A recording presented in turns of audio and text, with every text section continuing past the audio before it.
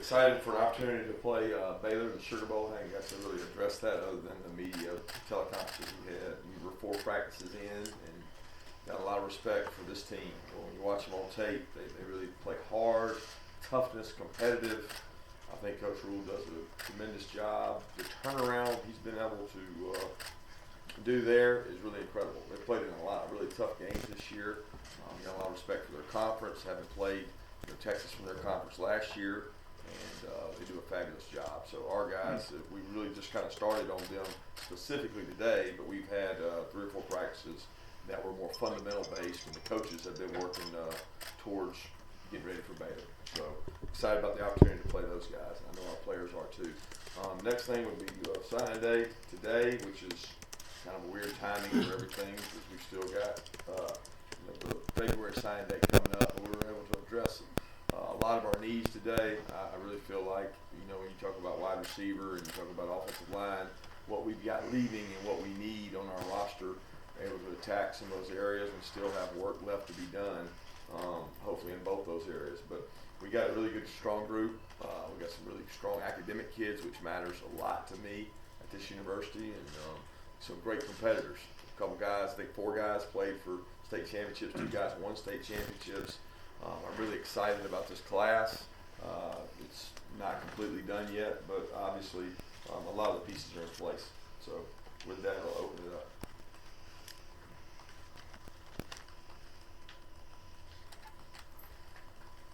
Raise your hand, we get a microphone to you. Kirby, since we haven't had a chance to talk to you recently, can you confirm that you had interest in bringing Mike Lobo back as offensive coordinator? And also as a follow-up, would you anticipate or are you interested in making any change at that position? Yeah, I talk to Mike often in Elias. We're really good friends. But as far as conversation about coming to coach University of Georgia, no. He and I conversed about what he was going to do when he was let go, but that was during the week of the LSU game. As far as any other changes or anything like that, that's decided, after the bowl game, after we look back at the whole year. We're working really hard right now on Baylor, on giving our kids an opportunity to play, and that's really where our focus is. Coach, obviously a lot of wide receivers in this class. Can you just address it? It looks like that was a point of emphasis, and then you got 2 guys kind of late in the day. Yeah, I'm not allowed to comment on the guys that get the paperwork in, but really excited about those guys. I mean, we've been excited about Justin for a long time. Marcus too. They both came to our camp over the summer, and were as competitive kids as you've seen out there in one-on-ones, and both of them had good senior years, and both of them won state championships. Arian's a kid who's got a lot of speed. It's pretty obvious that he can run fast. He wants to be able to run track here, which we've been very open to, and had success with Nicole doing that. So that was a big selling point for him. And we got a lot of other kids join us today that we think are going to help us. Coach, following up on the wide receiver aspect, specifically with Marcus and Arian being from the South Florida area there, how much of an asset does Coley play on the recruiting trail around this time of year when getting guys from the area that have been so important to you for the last few years? Yeah, I don't know if Arian would say he's South Florida. I mean, he's the Lakeland area, which to those kids is not really all the way down in South Florida. But I think Coach Hankton did a tremendous job with Marcus and his family. We've got great relationships at that high school. Jason Taylor is a coach there, a guy that I was with at the Dolphins, and Coach Harriet, Coach Coley's had great relationships for a long time. So those relationships help, but ultimately Georgia sells those kids on coming here. When they come up on visits and they come up and see the place, the academics coming to camp, the relationships that are formed have been big on convincing others. And those wideouts know that we have a need. They know they have an opportunity to play. Kirby, I guess you talk about Carson Beck, but also the quarterback situation. Are you going to look for another one in this class? And what kind of communication have you had with Jake about whether he's going to come back? Yeah, start with Carson. Excited as I can be. This guy's come to camp since maybe his 9th grade year to our place. Has grown up and gotten better with each and every year. He came this summer, hung out with our guys, can't say enough about Carson, his family, the competitive nature that's inside him. He's been a winner. He won a state championship last year, you know, at Mandarin, which has probably never been done before, I think, at their school. So he led those guys to that and did a great job. As far as any others, we're looking for all positions. We've got some spots left, and we're looking at every position out there to sign best available players. And that sign to say quarterback's not out of the question, but it's not necessarily something we have to do. As far as Jake, you know, we do with Jake exactly what we do with every player on our team. We bring them in, we talk to teams, I talk to general managers, I talk to organizations, we get information, we give those kids that information. This is a time when they're able to do that, and then when we get closer to the bowl game, we put it away, and then we come back and revisit it, and we've done those things with Jake. Regarding the running backs, are you expecting Swift, Cook, Harrion, and Hudson to be playing in the Sugar Bowl? All that's still to be determined. I mean, all those guys healthy right now, and Swift's recovering, you know, from his injury, but he's out there practicing. He's doing everything we ask. On Cook specifically, I mean, is any punishment that he's because of his the incident that he had, and to follow on that, are there any players at this time that you know of that are not going to be eligible to play in the bowl game that might have lost their eligibility? Yeah, with Cook, it'll start with the internal discipline that we always have, and then as far as anybody else, we're still gathering information as far as anything grade-wise, any of the stuff we would have. We're still gathering all that from school. Coach, with Kendall Milton and signing him at running back, well, I mean, obviously he's a high-rated guy, so a lot of people knew who he was, but what was kind of the appeal to pull him, and how did you guys sell him on joining that running back room that has a lot of names in it, and then also Carson, is he going to join you guys for practice after the bowl game? Yeah, we're hoping to get Carson at ball practice as soon as possible. Kendall, on the other hand, I think was attracted to the fact that he knew he had potential of two guys leaving. You know, with Harrion being a graduate, being a senior, and then with the likelihood of Swift possibly coming out, I mean, he's sitting there going, you know what, there's an opportunity there. And I think anytime when you look at it as a running back and you say they could be losing two guys, very similar to the years past when we had Sony and Nick, you're always exploring those options. And we certainly thought that Kendall comes from a really strong family. Dale formed a great relationship with their family, and they came and visited all the schools across the Southeast and really liked what Georgia had to offer. So I'm super pleased to get him. He was one of our leaders in the class, and I'm excited about what he's going to bring to the table. Coach, what was your level of familiarity with Matt Luke before the hire? I guess I went back and looked. You guys actually were on the field a couple of times against one another back in the day. And what do you expect him to bring? I mean, obviously he's an offensive line coach, but what does he bring beyond that? Yeah, we were really fortunate and excited to get him. He was, the minute that I found out about Sam, the first guy that came to my mind and wanted to visit with. Had a lot of respect for the job he's done everywhere he's been from the years, you know, he was at Duke. He kind of came up under Coach Cutcliffe and played for him, and he's been a good friend of mine for a long time, and got a lot of respect for what he does, how he does it. I've been in SEC meetings with him now for a while. Very sharp, very intelligent guy, and that's kind of come to the realization on the road when you're going to home with him. He's got command, he's got presence, kids like him, his team there, all the guys on their team loved him as a head coach, and to do what he's done in the short amount of time he's done it was pretty remarkable, because it was a tough timing situation, and you know, we're so happy for Sam and Jamie, the opportunity they've gotten, but he's come in, Matt's come in and put the Band-Aid on the bleeding and done a tremendous job, and turned those three guys around pretty quick, and we'll continue to recruit the others.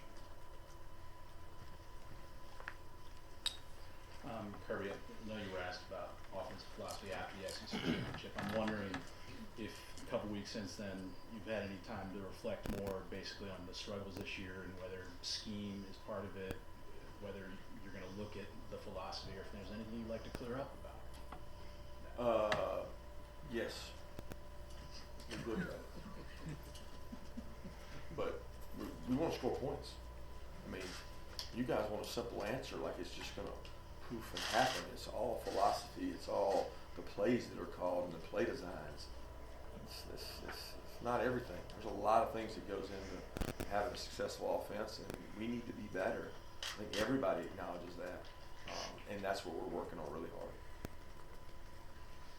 With Thomas and Wilson deciding to go to the NFL, how did that impact your offensive line recruiting? And maybe, I don't know if there's others from that position that might be looking at the same thing. And then also at that position, not having those guys for Baylor and the way that they get after the quarterback, how tough will that make it? Yeah, anytime you lose one probably first round pick, one potential first round pick, it's tough, right? Those kids have an opportunity to go do something they wanted to do all their lives, and we give them the information. We let them make the best decision for them, and for us, it's not like this is something new. We've known that this was the potential to happen with these two guys all year. We knew it as much as last year, so you're always trying to look ahead, plan ahead, develop players, develop your roster. Those guys have been out games, both of them, in the last 2 years, so we've had to play without them. So there'll be challenges, absolutely. There'll also be opportunity, and with opportunity, a lot of times guys get to answer the bell, and we're going to get an opportunity to find out some other guys that can play the position, and a lot of guys have been working really hard all year to develop that are going to get opportunities in this game. Another quarterback question, Coach. When you say you may or may not pursue another quarterback for this class, does that also include possibly pursuing a graduate transfer? Yeah, we don't ever take anything out of the realm. When we've had graduate transfers in the past, that's like a constant study. We're looking at that for every position. Guys, it's simple. You want to make your roster as best as you can. That's our job as coaches. So we're in constant pursuit of every opportunity we have. So there's nothing that's off limits in regards to recruiting or making your roster better. Coach, with bowl preparation this year, with the performance from last year, you got your recruits in the early signing today. How important is what you put on the field for your bowl solidify who might sign later? You know what I mean? Because they'll make a choice on how they think you guys look in the bowl game as well as. Yeah, maybe. They may look at it as an opportunity. But what's important for our university is that we go play the best football game we can, and that we have a really positive attitude and outlook on it. And we've had 4 great practices. Our kids have been tremendous in those 4, and we've been really fast, physical, and fundamental, and we've been doing it quick. But what those guys that you're talking about in the future are going to make their decision based on usually pertains to what opportunity they have to play, what our institution offers from an education standpoint. I don't think it's all based on the outcome of one game. Yeah, Coach, looking at the transcript from the SEC championship game press conference, you said something to the effect of not bringing guys to bowl games that weren't engaged. Does that mean that if they're not playing in the game, they're not going to be there? Is it that cut and dry? And also about lessons learned from last year specifically, is there a team-wide sentiment that what happened last year isn't going to? Has anybody just come right out and said that? No, I think we've got really good leaders on this team, though, and a lot of those guys have addressed the attitude and the practice habits and all those things. And like I just said, they've been really great. They've been awesome. They've handled that really well. As far as going to the bowl game or not, both those 2 guys have been tremendous. They've been awesome, but they let us know what they're going to do. They're working out. They're getting ready to prepare for the draft. So we don't really have a decision to be made there. Kendall, I think, is the first person, or at least first recruit from California after Georgia since 2006. Is it an emphasis to try to get more out-of-state guys? Because it's been that way this year and last year. No, it hasn't been an emphasis. It's been more of what are our needs and who can we get. And we try to go out and evaluate and find the best character football players, students. All those factors for us are important. And Kendall certainly checks the box on all those, and he just happens to be from California. But that's not a prerequisite. We want to get the best football players we can and student athletes we can. Coach, can you confirm reports that Ben Cleveland's not going to be able to play in the bowl game? Cannot confirm that, no, because there's still things out there, so nothing's final. Yeah.